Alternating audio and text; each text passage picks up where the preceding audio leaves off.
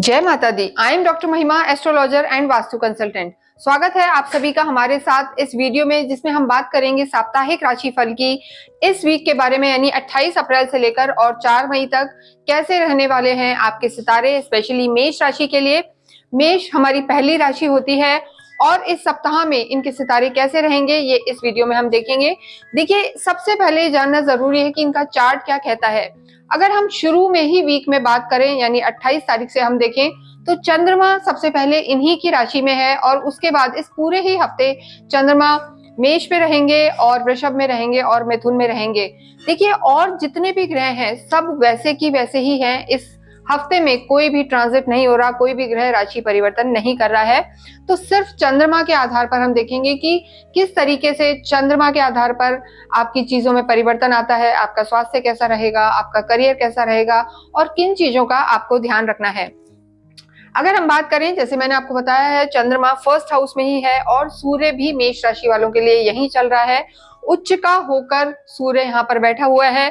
Second house में गुरु है, fourth house में नीच के मंगल बैठे हुए हैं और छठे घर में केतु है। और जो 12th हाउस है, यहाँ पर चार ग्रह हैं अभी भी, बुध, शुक्र, शनि और राहु। तो पूरे हफ्ते यही स्थिति रहने वाली है।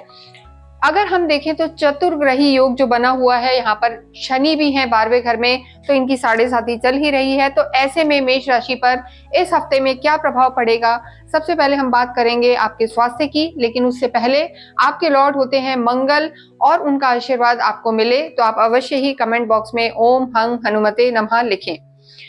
सबसे पहले जब हम हेल्थ की बात करेंगे तो देखिए, जो आपकी स्थिति है, हम लोग लगन से देखते हैं। फर्स्ट हाउस से आपके स्वास्थ्य के बारे में विचार किया जाता है और इस पूरे ही हफ्ते अगर हम देखें तो सूर्य भी आपके यहाँ है और चंद्रमा वीक में शुरू में जो हम कहेंगे 2 से 3 दिन आपकी ही राशि में बैठे हैं। मंगल जरूर नीच के हैं।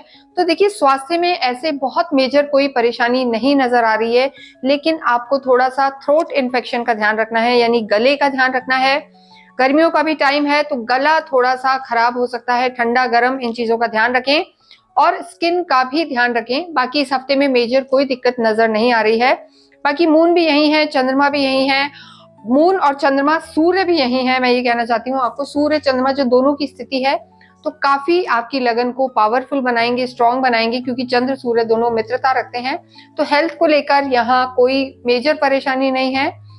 सोच भी आपकी अच्छी रहेगी, मानसिक स्थिति भी यहाँ पर अच्छी नजर आ रही है। तो पॉजिटिव रहें, कोई दिक्कत की बात नहीं है। नेक्स्ट हम बात करते हैं लव एंड रिलेशनशिप की। देखिए, लव लाइफ को आपके हमेशा हम बताते हैं कि काल पुरुष की कुंडली के पंचम हाउस से देखा जाता है, 5th हाउस से देखा जाता है। 5th जो हाउस है, यहाँ के जो लॉर्ड हैं सूर्य हैं, तो सूर्य आपकी लगन में ही मौजूद है इस पूरे ही हफ्ते, यानी 28 अप्रैल से लेकर और 4 मई तक सूर्य यहीं रहेंगे। तो आपका ऑरा काफी स्ट्रांग रहेगा, आपकी चीजें स्ट्रांग रहेंगी। लेकिन आपका जो मंगल है वो इस समय नीच का चल रहा है, तो देखिए थोड़े से चिड़चिड़े हो सकते हैं, गुस्सा आपको आ सकता है छोटी छोटी बातों पर भी। इस हफ्ते में थोड़ा सा क्रोध का ध्यान रखें, क्योंकि जो आपकी लव लाइफ है, जो आपके पार्टनर हैं वो सन है, तो उनकी स्थिति ज्यादा बेटर रहने वाली है। ऐसे में सूर्य स्ट्रांग है तो आपको थोड़ा सा हो सकता है उनसे तालमेल बिठाना पड़े और उनसे उनकी चीजों को आपको मानना पड़े, सुनना पड़े, और हो सकता है वो गुस्सा भी हो जाए तो उन्हें मनाना भी पड़े। तो ये स्थिति यहाँ पर रहने वाली है। तो आप इन चीजों का ध्यान रखें, आर्ग्यूमेंट्स में बिल्कुल ना जाएं, क्रोध ना करें, ये आपके लिए अच्छा रहेगा। ओवरऑल और रिश्तों की अगर हम बात करें तो इस पूरे ही हफ्ते मेष राशि वालों के लिए हो सकता है इनके कोई नए फ्रेंड्स बने, घर में आपके कोई मेहमान आए। बस आपको थोड़ा अपनी माता के स्वास्थ्य का ध्यान रखना है, क्योंकि मंगल इस पूरे ही हफ्ते यहीं चलने वाले हैं। इस पूरे हफ्ते के अभी लंबे समय तक मंगल यहीं रहेंगे, तो स्वास्थ्य का ध्यान रखें तो आपकी चीजें ज्यादा बेटर रहेंगी। बाकी आपके कुटुंब में भी जो स्थिति है, गुरु बैठे हुए हैं, तो ओवरऑल परिवार का सपोर्ट आपको मिलेगा, फ्रेंड्स का सपोर्ट मिलेगा, सोशल लाइफ यहाँ पर अच्छी रहने वाली है। नेक्स्ट हम बात करते हैं मैरिज की, मैरिड लाइफ की। देखिए, मैरिड लाइफ की जब हम बात करते हैं तो 7th हाउस देखा जाता है, सप्तम को देखा जाता है और यहाँ के जो आपके लॉर्ड हैं शुक्र हैं। देखिए, चंद्र कुंडली से जब भी हम देखते हैं आपकी चंद्रमा से, तो राहु जो है आपके 12th हाउस में है और राहु के यहाँ होने के कारण शुक्र भी, देखिए शुक्र भी इन्हीं के साथ हैं, उच्च के होके चल रहे हैं। तो मैरिड लाइफ आपकी ठीक रहेगी, लेकिन थोड़ा सा व्यय आपका बढ़ सकता है, हो सकता है कहीं घूमने फिरने जाएं तो खर्चे हो सकते हैं। इसके अतिरिक्त एक और चीज का ध्यान रखना है, सूर्य की सीधी दृष्टि आपके सप्तम पर पड़ रही है, 7th हाउस पर पड़ रही है। जब सूर्य सप्तम को देखते हैं तो वहां थोड़ा सा हम कहेंगे क्रोध की स्थिति बन सकती है, आर्ग्यूमेंट रह सकता है। तो इन चीजों में आपको वाद विवाद में नहीं जाना है, वरना जो आपके स्पाउस हैं नाराज हो सकते हैं या आपस में कोई कॉन्फ्लिक्ट हो सकता है, तो उसको आप थोड़ा सा अवॉइड करें, आर्ग्यूमेंट्स में ना जाएं। बाकी अगर हम देखते हैं कि जिन लोगों का विवाह नहीं हुआ है, विवाह के इच्छुक हैं और काफी टाइम से देख रहे हैं, तो ये हफ्ता उनके लिए ठीक है। उनकी बातों को थोड़ा सा आगे बढ़ाने वाला होगा, यानी चीजों को पुश करेगा और रिश्ता आपका धीरे धीरे बढ़ेगा। लेकिन ये वो हफ्ता नहीं है जहां पे चीजें कंप्लीटली मटेरियलाइज हो जाएं, वो समय आपका आगे है, वो भी हम बताएंगे। तो रिश्तों को लेकर आपको जल्दबाजी नहीं करनी है, क्योंकि बहुत नए रिश्ते इस हफ्ते में आपके साथ जुड़ सकते हैं, चाहे आपकी प्रोफेशनल लाइफ हो या पर्सनल लाइफ हो। नेक्स्ट हम बात करते हैं आपके करियर की।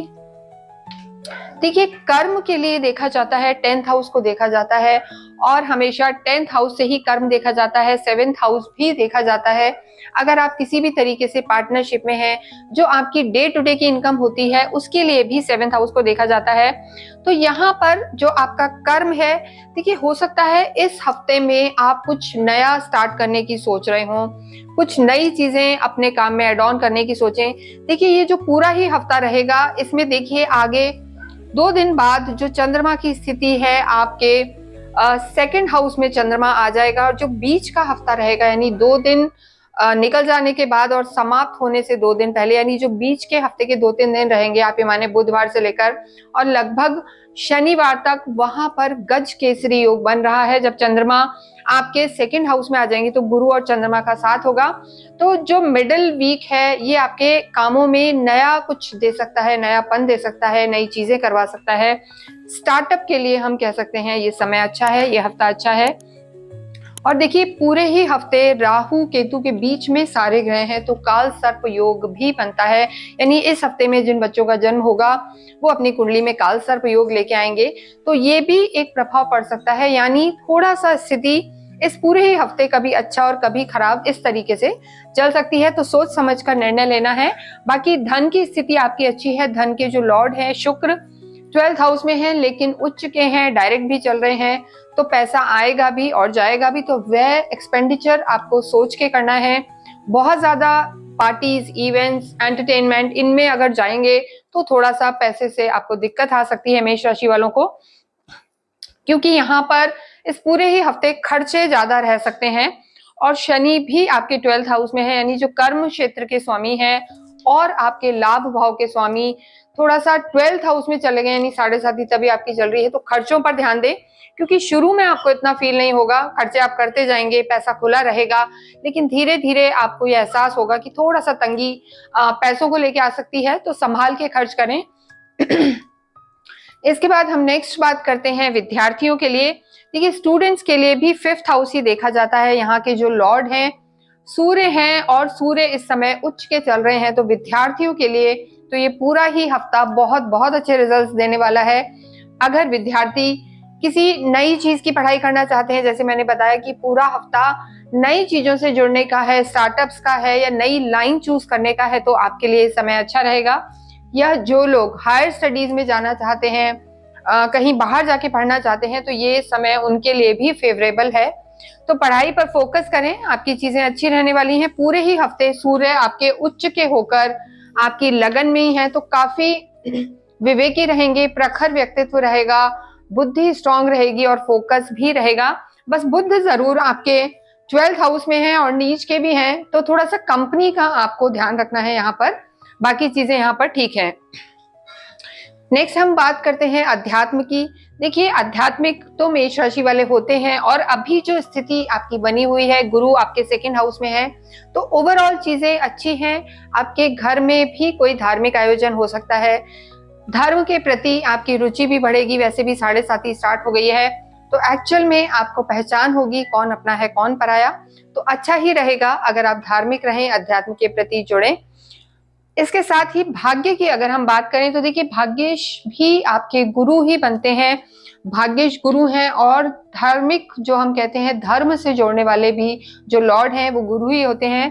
तो इस पूरे हफ्ते गुरु की स्थिति यही रहने वाली है, यानी आपके भाग्य के स्वामी का आपके धन भाव में, कुटुंब में होना आपके लिए काफी फेवरेबल है, चीजें आपकी स्ट्रांग रहेंगी। तो ओवरऑल इस हफ्ते अगर हम बात करें तो देखिए काल सर्प दोष जरूर रहेगा, राहु केतु के सारे एक ही तरफ ग्रह आ गए हैं, तो इससे काल सर्प दोष रहता है, यानी कहीं ना कहीं मन में थोड़ी सी दुविधा रह सकती है, डिसीजन मेकिंग पुअर रह सकती है, और अप एंड डाउन हो सकता है, यानी कभी आपको 2 दिन बहुत अच्छे लगेंगे, 2 दिन खराब लगेंगे, ऐसा होता भी है। लेकिन चंद्रमा की स्थिति जो रहेगी पूरे ही हफ्ते आपके लिए बहुत अच्छी रहने वाली है। गज केसरी योग चल रहा है धन भाव में, कुटुंब भाव में, तो घर में एक अच्छा तालमेल बैठेगा, अच्छा माहौल रहेगा।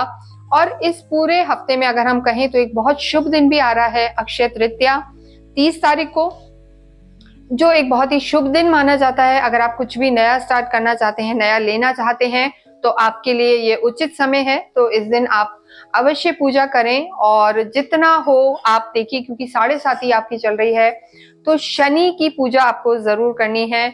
शनिवार के दिन आप अवश्य ही शनि मंदिर जाएं, ओम शम शनिश्चराय नमः का जाप करें। इसके अतिरिक्त सूर्य को जल चढ़ाना बिल्कुल ना भूलें, सूर्य को आपको जल चढ़ाना है, आदित्य हृदय स्त्रोत का पाठ करना है।